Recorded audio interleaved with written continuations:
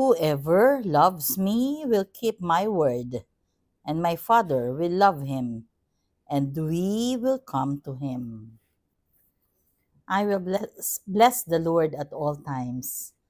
Blessed Tuesday, everyone. We praise and thank you, dear God, for another day of life. We praise and thank you for the gift of love, the gift of family, of community, of belongingness, the gift of today. Today, we are being reminded. Allow me to read a portion of the gospel. When we are unprofitable servants. We have done what we were obliged to do. Naalala ko tuloy, if we are talking about servants, service natin sa simbahan, service natin sa community, service natin sa ating pamilya, service natin sa mundong ibabaw. How do we serve? Kapag tayo ba ay hindi nare-recognize o hindi napapasalamatan, do we get hurt? Or kagaya kagabi, galing kami sa meeting at doon napag-usapan yung mga hurts and pains ng mga servants. Yun bang hindi ka nare-respeto? Yun bang binabaliwala ka? Yun bang putting the blame on you na hindi naman ikaw ang may kasalanan?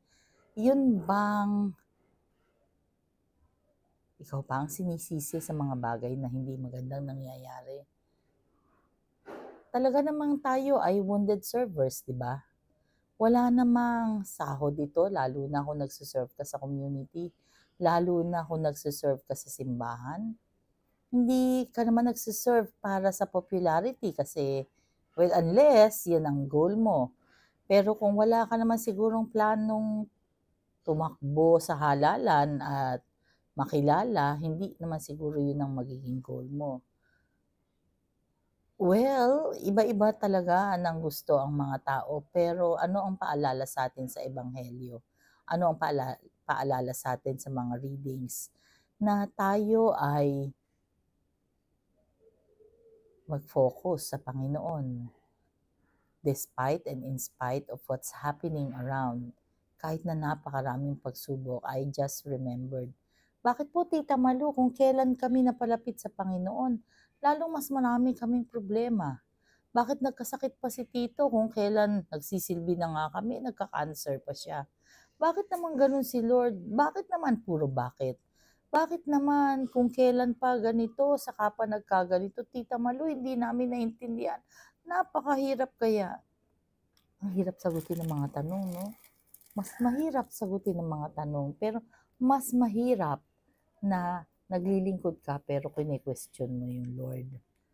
Hindi naman si Lord ang may gusto ng mga problema. Yung Satanas, yung demonyo. Bakit naman inaalaw ni Lord? Nagsisilbi na nga kami. Ba't inaalaw ni Lord na yung Satanas ay manaig? Yung mga gusto ng demonyo ang mauna. Bakit naman pumapayag si Lord ng ganon? Hindi niya ba kami mahal? Of course, hindi yan ang sagot. Test of faith yan, kapatid. Tinitignan kung hanggang saan ka, kung hanggang saan ka naniniwala at nagtitiwala sa Diyos. Hanggang saan ba? Let us pray.